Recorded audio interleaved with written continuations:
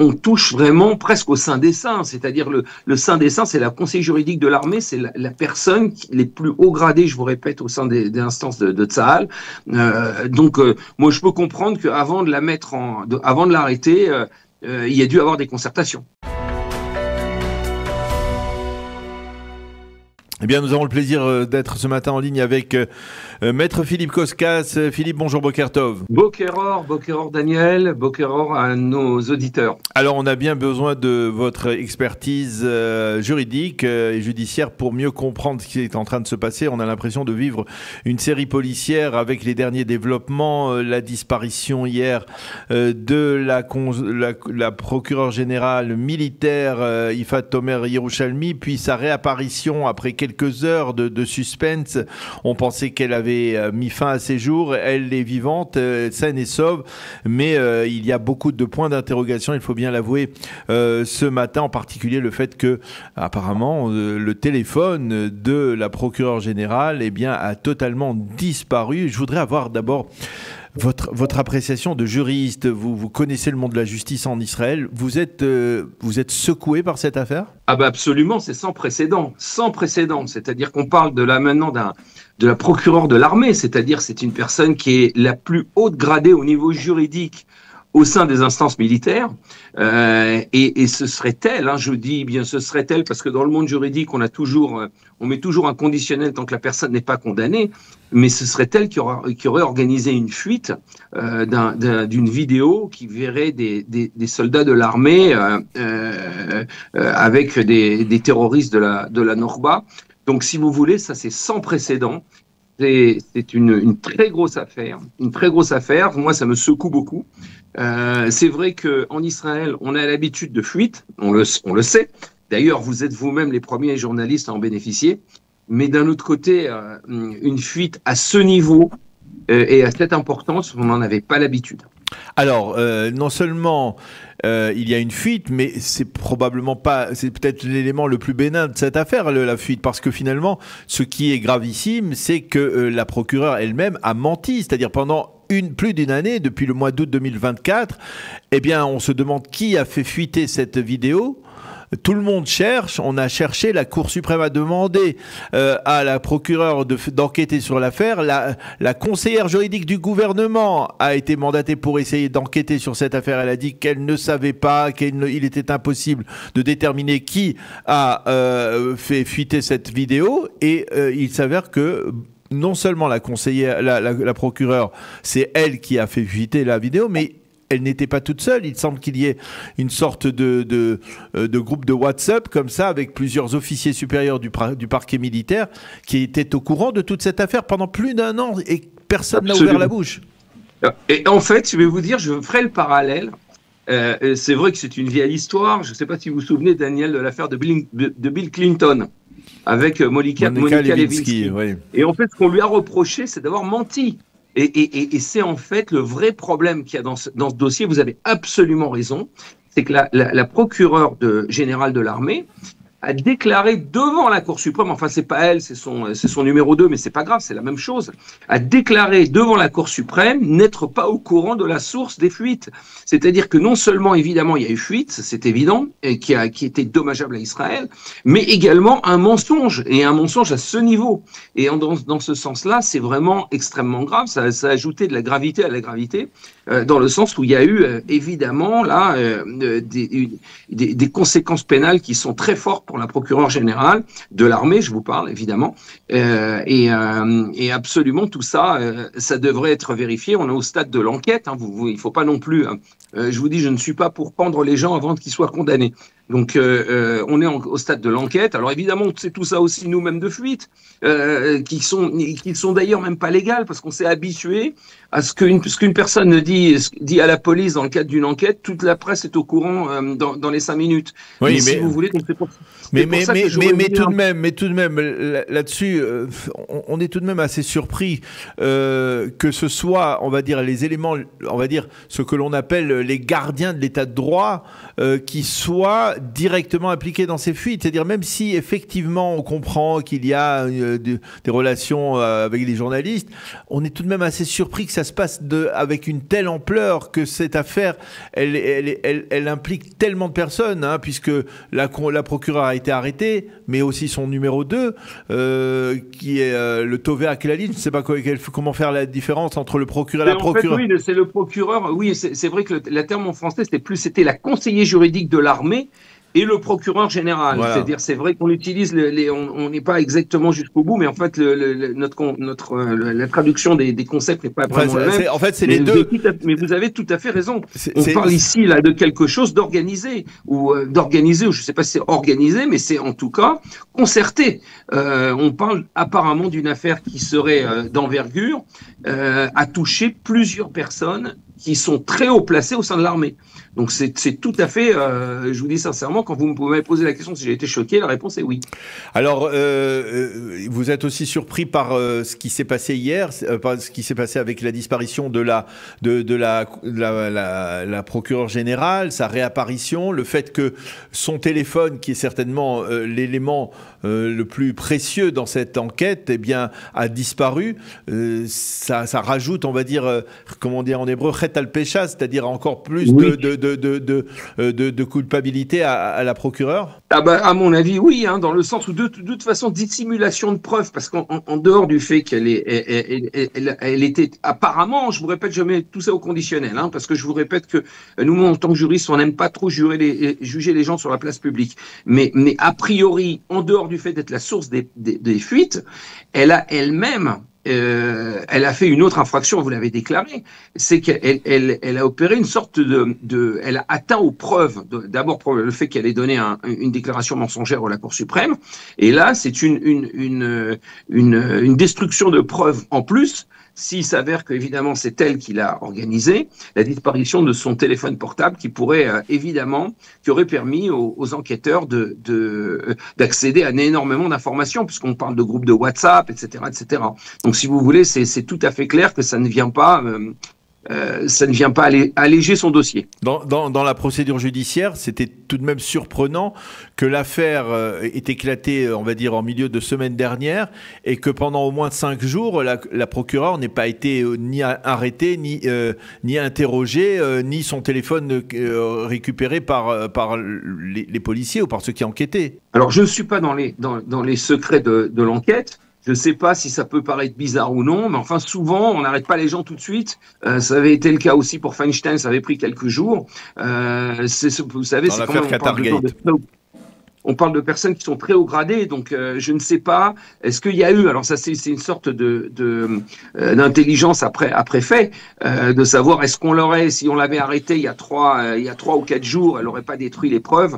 Peut-être, je ne peux pas vous dire si on est en politique fiction là ici, mais si vous voulez, c'est tout à fait clair que là on touche vraiment presque au sein des saints, c'est-à-dire le sein des saints, c'est la conseil juridique de l'armée, c'est la personne les plus haut gradées, je vous répète, au sein des instances de Tsahal. Donc, moi, je peux comprendre qu'avant de avant de l'arrêter, il y a dû avoir des concertations. Alors, derrière, vous parlez du Saint des Saints, mais c'est le Saint des Saints au sein de l'armée israélienne, parce qu'il y a aussi, le Saint des Saints au niveau on va dire, du monde de la justice en Israël, le monde civil. Et là, je voudrais vous poser la question concernant Galid Barav Miara, qui, on le sait, fait l'objet d'une vive polémique de par son comportement de ces dernières années. Est-ce que il est possible qu'il y ait eu on va dire collusion entre les deux, entre Madame Yifat Tomer Yerushalmi et Galid Barav Miara, et parce que on sait par exemple que Galid Barav Miara a dit impossible de déterminer d'où vient la fuite. Si elle avait demandé à son amie, qu'elle connaît depuis de longue date, elle aurait peut-être pu comprendre qu'elle est impliquée aussi. Ah ben non, puisque c'est elle, si vous voulez, où est l'implication ici de la procureure, le conseil juridique du gouvernement? En fait, le conseil juridique du gouvernement représente toutes les instances administratives, y compris l'armée, devant la haute cour de justice. Or, ce qui s'est passé, c'est qu'il y a eu un pourvoi de la haute cour de justice Et lors de ce pouvoir, évidemment, qui devait représenter Tsahal, l'État d'Israël, c'est la conseillère juridique du gouvernement. Donc elle a elle-même déposé devant la Haute Cour de justice une déclaration, non pas du numéro 2 de l'armée, disant je ne sais pas. Donc si vous voulez, son rôle, c'était pas forcément d'enquêter, elle n'a pas les moyens d'enquêter au sein de l'armée. Elle fait confiance, si vous voulez, et c'est normal, c'est tout système hiérarchique, elle fait confiance aux déclarations qui ont été données. Or, s'il s'avère que ces déclarations sont mensongères, je ne suis pas sûr que ça l'implique, si vous voulez, le simple dépôt physique de la déclaration sur l'honneur de l'armée à la Haute Cour de justice par le conseil juridique du gouvernement, à mon avis, n'entraîne pas le fait qu'elle était au courant de tout ça. Ça me semblerait ubuesque. Alors, je voudrais qu'on essaye de mesurer maintenant, au cours des dernières minutes de cet entretien, les répercussions, les conséquences de cette affaire-là. À la fois d'abord sur le plan intérieur. Est-ce que vous pensez que ça légitime d'une certaine manière l'avis de ceux qui disent que bien tout cela prouve qu'il faut qu'il y ait une réforme judiciaire, il y a à faire un nettoyage qu'on appelle nettoyer les écuries du monde de la justice ici en Israël, et puis aussi sur le plan international parce que quelque part la crédibilité, on va dire, du parquet militaire est remise en cause et cela peut avoir un impact sur la Cour pénale internationale qui pourrait traduire des soldats ou des officiers israéliens en disant ben oui, du côté israélien le parquet militaire n'est pas crédible, c'est nous qui allons le remplacer à ce niveau-là. Alors je vais essayer de répondre aux 2 points. Premièrement, qu'il fasse faire une réforme au niveau judiciaire, il me paraît évident et on en a parlé pendant des heures à l'antenne. Or, ce que j'ai toujours prétendu, c'était que la réforme judiciaire qu'il faut prendre, c'est pas la réforme judiciaire qui est faite. C'est-à-dire ce qu'on a appelé réforme judiciaire, qui est une sorte de réforme constitutionnelle, en fait, c'est pas du tout une réforme judiciaire, ne touche pas vraiment aux instances judiciaires. C'est-à-dire que moi, je pense qu'il faudrait, depuis très longtemps déjà, faire une réforme au sein du parquet, mais une réforme totale au sein du parquet. Or, cette réforme n'est absolument pas envisagée par Yariv Levin, le ministre de la Justice. Il est absolument, à mon avis, par exemple, scandaleux, et là je vous parle maintenant du parquet civil, ça peut être également au niveau du parquet militaire, que le parquet civil ait refusé toute critique et toute personne qui vient de contrôler ses activités. C'est un scandale. Le problème, c'est que toute la série de réformes qui a été faite sont des réformes de type constitutionnel et non pas des réformes judiciaires. Donc si vous voulez, le ministre de la Justice a tout faux. Dans le sens où, au lieu de réformer vraiment l'appareil judiciaire qui en a grand besoin, et moi je suis la première critique de l'appareil judiciaire, il a voulu, en fait, si vous voulez, non pas de réformer l'appareil judiciaire, mais il a voulu l'écraser et lui donner un contrôle politique. Et c'est pour ça que les gens sont descendus dans la rue. Donc si vous voulez, moi je crois que l'appareil judiciaire, je suis d'accord avec vous, a besoin d'une réforme, j'allais dire sur le fond, mais le problème, c'est pas forcément les réformes qui ont été faites. Or, les réformes qui ont été faites ne visent pas le citoyen, ils visent les rapports entre le politique et le judiciaire, avec un rapport de force. Oui, mais là, je vous arrête, Philippe, parce que c'est vrai que Yariv Levin pourrait être accusé de vouloir politiser tout ce dossier, mais quelque part, lorsque l'on entend ces derniers jours, on va dire la gauche israélienne dire elle est de chez nous, la procureure militaire générale, et donner le sentiment que elle est au cœur, on va dire, d'un camp politique contre un autre camp politique, ça donne déjà le sentiment que le parquet, il est déjà politisé depuis longtemps. Vous avez raison. Écoutez, moi, je ne crois pas qu'une personne qui fait une erreur à ce niveau-là peut être revendiquée ni par la gauche ni par la droite. La problématique, elle est comme ça, Daniel. C'est que l'espace judiciaire n'est plus respecté. Il n'est plus respecté ni par la gauche ni par la droite, si vous voulez. Et ça veut dire, et ça, je viens y reprendre un petit peu, nous n'avons tiré les leçons ni du 7 octobre, et on en arrive demain à l'anniversaire du 30e anniversaire de l'assassinat d'Yitzhak Rabin, ni du 4 novembre. Si vous voulez, je vais vous expliquer pourquoi je pense qu'on n'a pas fait on n'a pas tiré les conclusions du 7 octobre, parce que en voulant tout politiser, à ce moment-là, on arrive à croire personne, ce qui est le cas. Si vous voulez, on est devenu maintenant comme des supporters d'un match de foot. Or, c'est pas ça, on n'est pas dans un match de football. L'institution judiciaire est une institution sérieuse, qu'il y ait des gens qui fassent des erreurs, ils doivent être poursuivis et condamnés. Je ne comprends absolument pas pourquoi alors les gens de gauche, soi-disant, viennent la soutenir et que les gens de droite en font un lynche sur la place publique. Donc, si vous voulez, de l'autre côté, on a une autre affaire de fuite qui était, je l'évoquais un peu, ce qui était Feinstein, et on a vu exactement l'inverse, où les gens de droite, y compris le gouvernement, défendaient Feinstein qui avait lui-même fuité, qui avait fait des fuites au plus haut niveau, et les gens de gauche l'attaquaient. Si vous voulez, moi je crois qu'il faut rentrer, il faut prendre ces conclusions de ces deux événements qui se sont passés, d'arrêter de politiser le système judiciaire israélien. Les gens, au sein de la justice, il y a des gens de droite et les gens de gauche. J'allais dire, c'est pas très important quelles sont leurs opinions. Ils sont là pour faire le droit.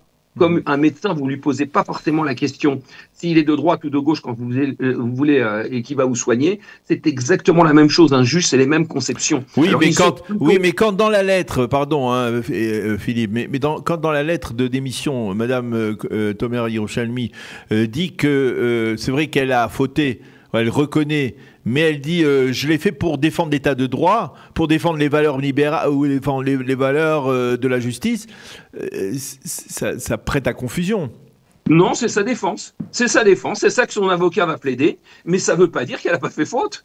C'est-à-dire que ça n'a aucun rapport. On peut faire, j'allais dire, l'enfer étant pavé de bonnes intentions, ça n'a pas d'importance. À partir du moment où on met au sein d'une personne aussi haut gradée, on confie des secrets d'État, peu importe quelle raison, elle pouvait tout à fait en référer au chef d'état-major, elle pouvait en référer à la conseil juridique du gouvernement, qui pouvait lui donner son aval ou non. Elle ne l'a pas fait. Elle a décidé d'elle-même, de sa propre initiative, de fuiter ces données. Elle a évidemment, elle a rompu son propre contrat qu'elle avait par rapport à l'armée, qu'elle avait par rapport à l'État, et ses motivations n'engagent qu'elle. Ça ne vient absolument pas. Alors c'est évident que ça va être sa défense. Sa défense au tribunal va dire bon bah puisqu'elle s'est avérée maintenant, l'infraction étant avérée, elle va essayer d'en trouver un mobile noble, un motif noble. C'est ce qu'elle va essayer de faire. Alors, mais je crois que nous serons. Alors je voudrais, parce qu'il nous reste vraiment 2 minutes, sur le plan international. Écoutez, sur le plan international, moi je crois qu'il y a une grosse réforme à faire. Il faut revenir sur les fondamentaux. Les tribunaux militaires et la justice militaire est le garant que nos soldats ne soient pas arrêtés internationalement. C'est-à-dire qu'il faudrait vraiment qu'on redonne je ne sais pas vraiment l'indépendance de la justice militaire qui est remise en cause, mais il faut redonner son blason à cette institution, qui est une institution ma foi, remarquable. Il faut lui donner son indépendance, et je crois que ce qui est en train d'être fait par le chef d'état-major avec le ministre de la Défense, qui doit remettre cette institution, en tout cas du procureur général militaire, et la refaire fonctionner, parce qu'apparemment, on parle de plusieurs hauts gradés au sein de cette même institution, de la justice militaire, qui sont mis en cause. Eh bien, maître Philippe Koskas, merci beaucoup pour nous avoir expliqué aussi, comme d'habitude, aussi clairement et de manière limpide cette affaire complexe. Merci beaucoup d'avoir été avec nous ce matin. Bonne continuation, à bientôt, Philippe.